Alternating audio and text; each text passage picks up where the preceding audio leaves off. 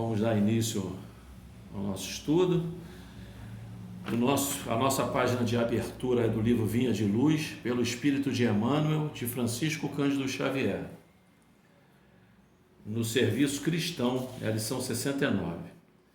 Nem como tendo domínio sobre a herança de Deus, mas servindo de exemplo ao rebanho. 1 Pedro, capítulo 5, versículo 3.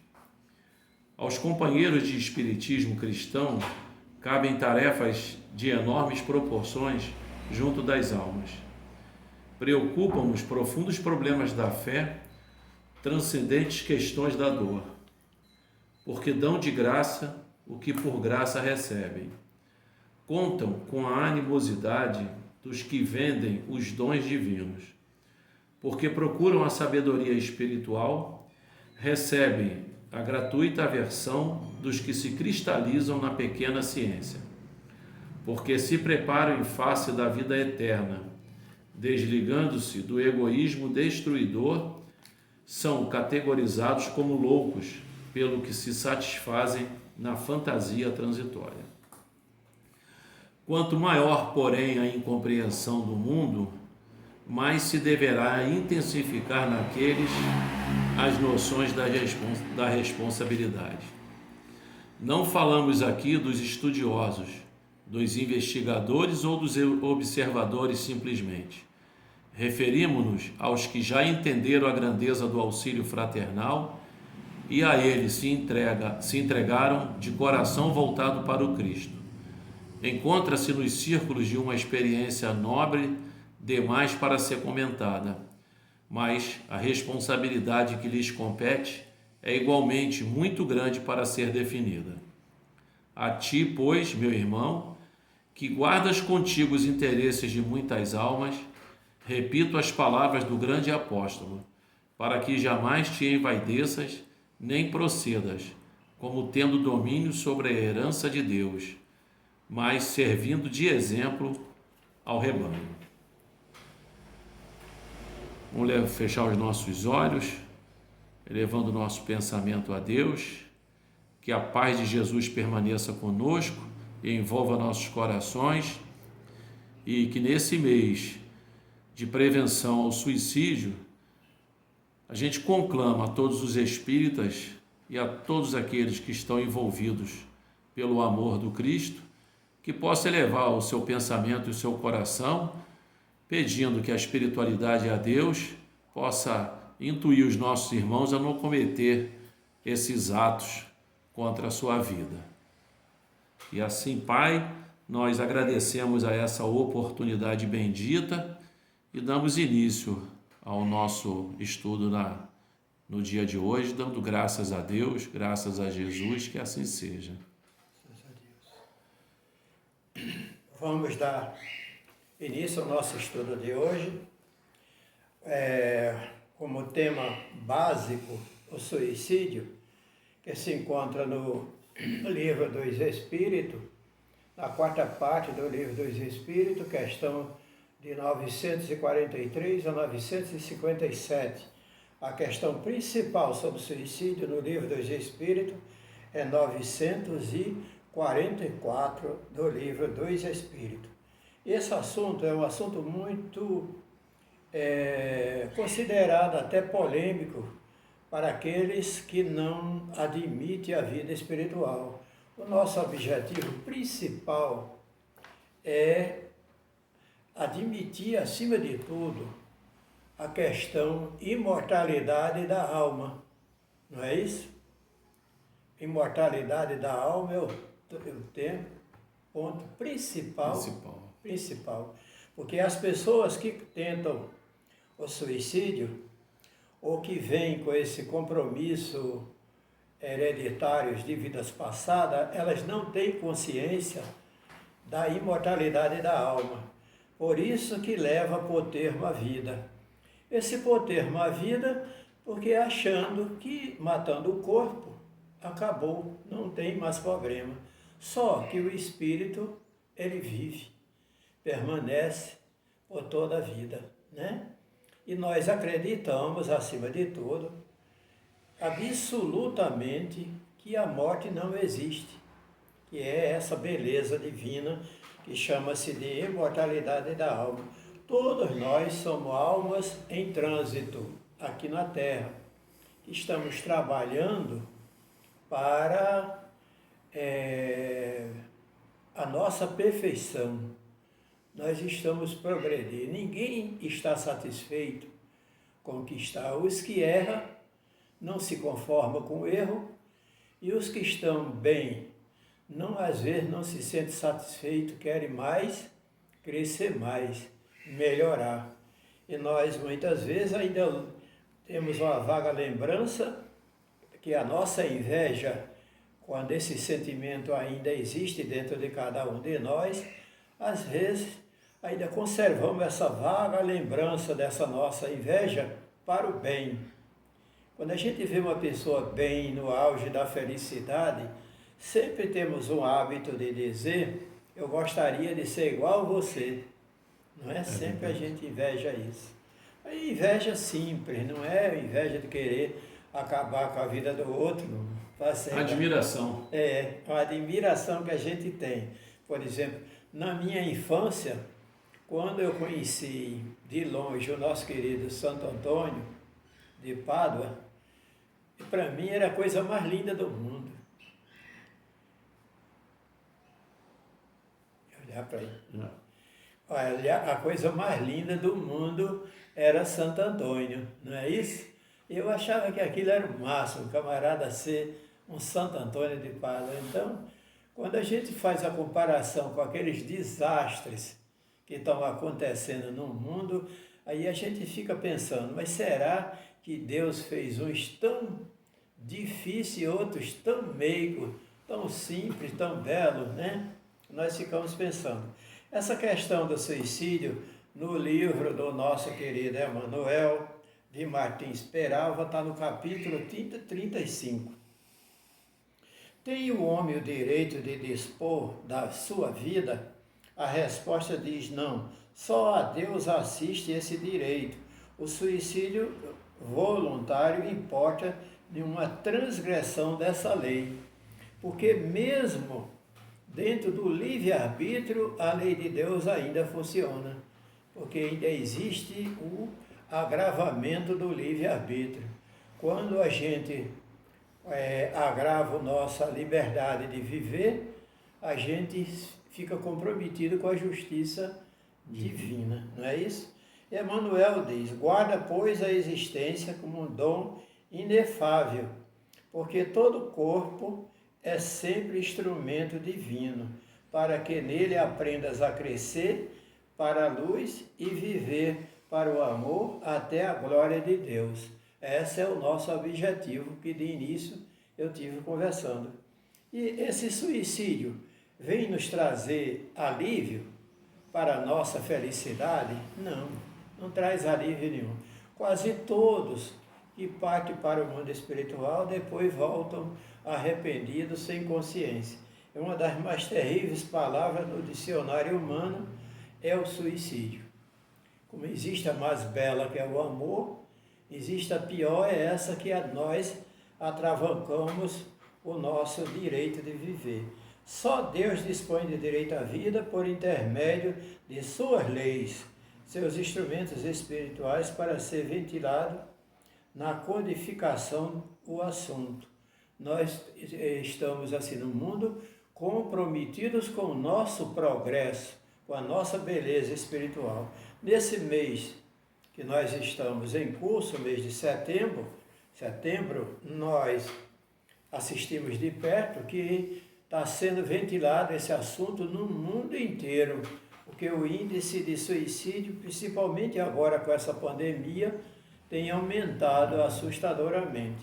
Então, é preciso que a gente realize alguns estudos conscientizando a imortalidade da alma. Até as nossas orações contribuem para essa conquista, para essa liberdade. Até a nossa oração serve. No quadro geral da situação dos desertores da vida, é uma pessoa que deserta do compromisso. É como se a gente tivesse feito um contrato de trabalho com a grande empresa e de repente abandonamos o trabalho e vamos embora. Deixamos a nossa tarefa sem realizar. E é difícil de abranger o simples capítulo desse assunto do Livro dos Espíritos, porque é um assunto muito vasto, né?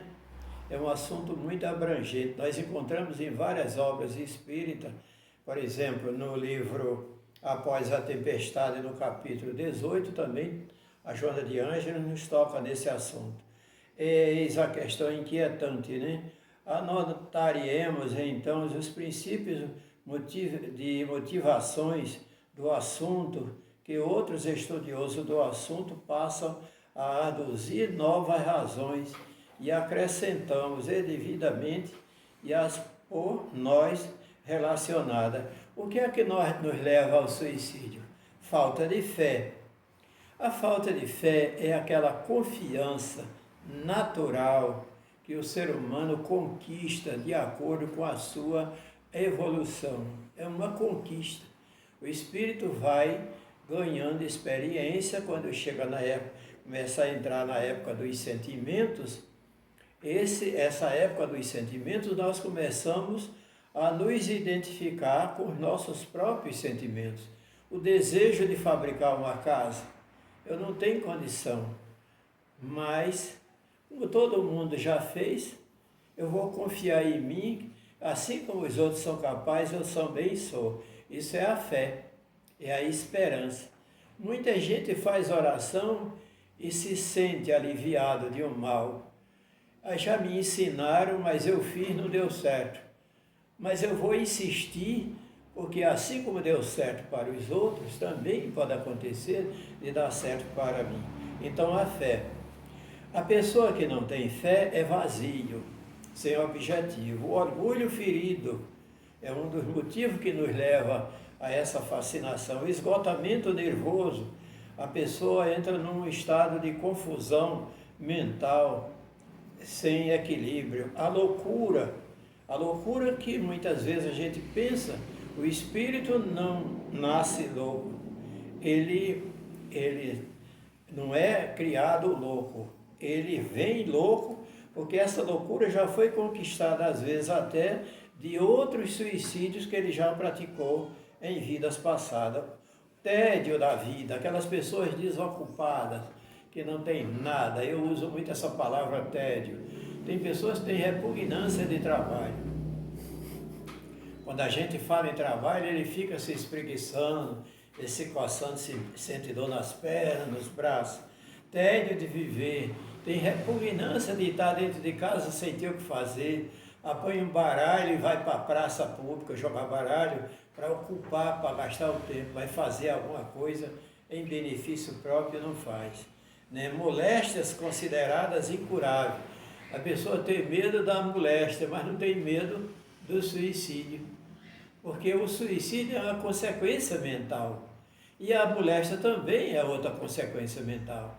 A pessoa está cancerosa, pode levar esse câncer junto com ele para o mundo espiritual. Quantas vezes a gente se relaciona com alguns amigos desencarnados que eles estão sofrendo a mesma doença que sofreram quando estavam aqui na Terra, né? Indução de terceiros, encarnados ou desencarnados, as intuições obsessivas de inimigos nossos do passado, aqueles espíritos que nós nos relacionamos com eles em vidas passadas, não deu certo, e eles vêm com um processo de vingança, lutando para que a gente desencarne, para vir a sofrer no mundo espiritual, encarnados ou desencarnados. Até pessoas que dizem, se eu fosse você, eu morria se eu estivesse no seu lugar. Tem pessoas que até planejam a vida dos outros através da eutanásia, não é isso? Através da eutanásia, porque ele não está satisfeito que a pessoa passe por esse problema. Nós temos vários problemas. A fé espiritual é alimento espiritual, fortalecendo a alma e põe nas condições superiores. Quando a gente tem fé, a gente aguarda mais um pouco. Eu já conheci pessoas que estavam condenadas pela saúde e continuaram vivendo. A nossa irmã, Dona Gilza, aqui do orfanato, minha casa, o médico desenganou e ela levou ainda 20 e poucos anos, ainda cancerosa, servindo a Deus aqui na Terra. A fé é mãe extremosa, é mãe extremosa da prece. Quando a gente tem fé, a gente ora, a gente parte para o campo da nossa oração. Aí a gente vai encontrar a alma subtraída, a serenidade da alegria, de tudo parece escuridão, envolvendo o inovidável. Quer dizer, nós precisamos entrar para o campo que acendemos na oração, leve flama da prece, fios imponderáveis de confiança. Todos nós, quando nós oramos, as nossas palavras têm eco. E esse eco provoca vibrações em quem ouve. E quando a gente está orando, a primeira pessoa a ser beneficiado pela oração somos nós.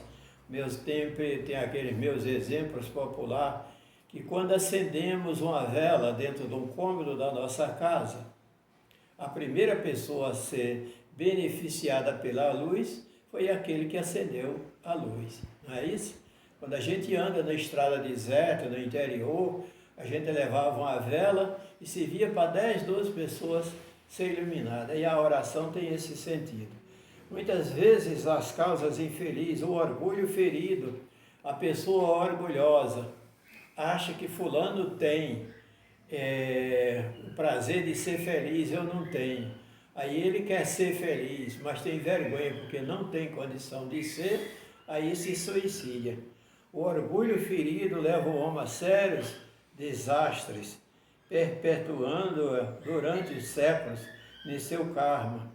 O esgotamento nervoso de tanto a pessoa cultivar o desânimo, a tristeza e a dor em sua vida, ele termina se esgotando e termina se batendo. O esgotamento, a loucura, por sua vez, faz responder por elevado número, mas nós precisamos de estudar, por isso que o nosso querido Emmanuel e Martins Peralva, ele fala que é um vasto campo de estudo.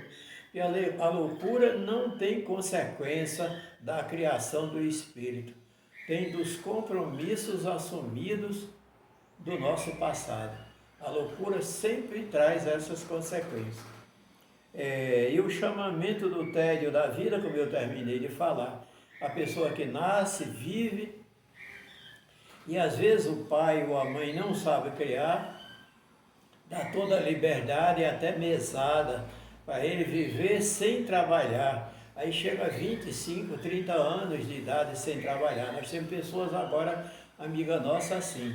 O filho está passando por uma dificuldade, porque ela segura o filho com um salário de mais de 5 mil reais por mês. E o filho está achando que ainda está pouco, que é reajuste de salário. Essas pessoas caem nesse tédio, nessa dificuldade. Assim, muitas vezes a fé não é apenas nos lábios, é um sentimento que nós transportamos dentro de nós, né? Tem várias observações feitas, recordação afetiva dos familiares. Quando a gente desencarna que vai para o mundo espiritual, a ilusão do suicídio é com a extinção do corpo. Cessa os problemas, mas não é. Entra para o sofrimento maior. Aí muitas vezes as pessoas perguntam, mas nós não podemos proibir? Proibir? Não, a gente pode aconselhar a pessoa renunciar a essa ideia, mas proibir não, porque é o livre-arbítrio. Nós tivemos um exemplo dado por um companheiro nosso, que a pessoa atropelou a pessoa e bateu com o carro. Em vez de atropelar, bateu com o carro. Aí foi socorrer o rapaz que estava na rua. O rapaz se aborreceu e encarou ele fisicamente. Disse, você nem para atropelar a pessoa você presta. Eu estou querendo morrer, seu infeliz. Tu acabou com o teu carro. Ficava muito mais barato você ter me atropelado. Quer dizer, é uma opção que a gente não pode se intervir, não é? E a gente vem, quando a pessoa chega no mundo espiritual, como o espírito não desencarna, ele vai a ressofrer as recordações afetivas, a saudade da família, os parentes, os entes queridos, aquele amor que ele tinha por aquela pessoa, as dívidas morais que tinha com os demais companheiros, a saudade da vida, outras vezes a solidão nas trevas, porque ele se considera abandonado, a solidão nas trevas, muitos variados efeitos psicológicos que sofre a pessoa quando chega no mundo espiritual. Quando a gente chega no mundo espiritual, nós vamos sofrer essas consequências danosas. Se a tortura o espírito após o suicídio é horrível, seu retorno ao mundo terreno traz várias reparações. Essas reparações são a idiotia, problema de saúde, problema de pulmão, problema de estômago, problema no sangue, de acordo com o ato que deu cabo à vida dele em vidas passadas, nós sofremos essas consequências. O suicídio, longe de ser a porta da salvação, é o sóbrio pórtico da inimaginável tortura. Abre as portas para um grande sofrimento, até as deficiências morais e físicas que nós vamos encarar na próxima existência. Nosso assunto é muito vasto, muito longo, e a gente gostaria de tentar lembrar que uma das coisas mais lindas que existe é a alegria de viver.